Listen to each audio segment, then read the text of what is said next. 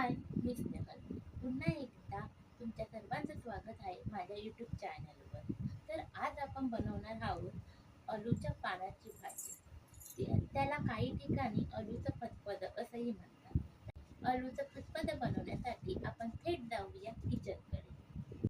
हे भाजीचं अळू आहे ते आता आपण कापून घेऊ आणि स्वच्छ धुवून गॅसवर शिजायला ठेवू. ही अळूची पानं मी शिजवून घेतलेली आहेत आणि ह्यातलं पाणी गाळून टाकलेलं आहे. आता हे मी मिक्सरला लावणार आहे बारीक होण्यासाठी.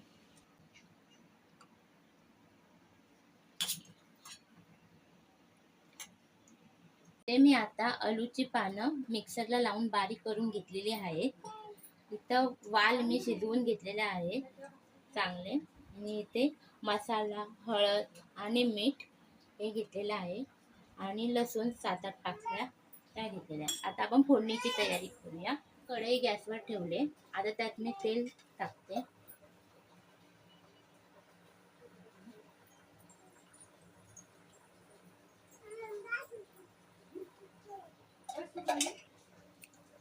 इथे मी 1.5 चमच तेल टाकते.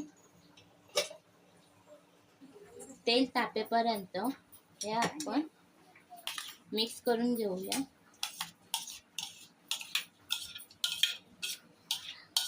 शिजलेल्या वालात मी हे बारीक केलेलं अळू टाकते.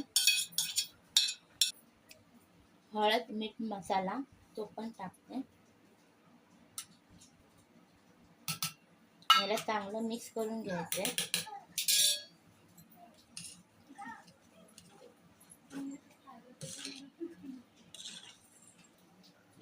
कढईतलं तेल गरम झालेलं आहे. त्यात मी लसूण टाकते फोडणीला.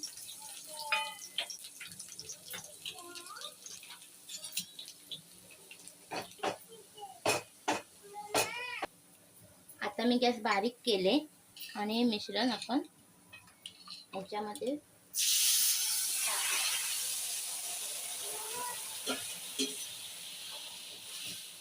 गॅस मी फास्ट करते.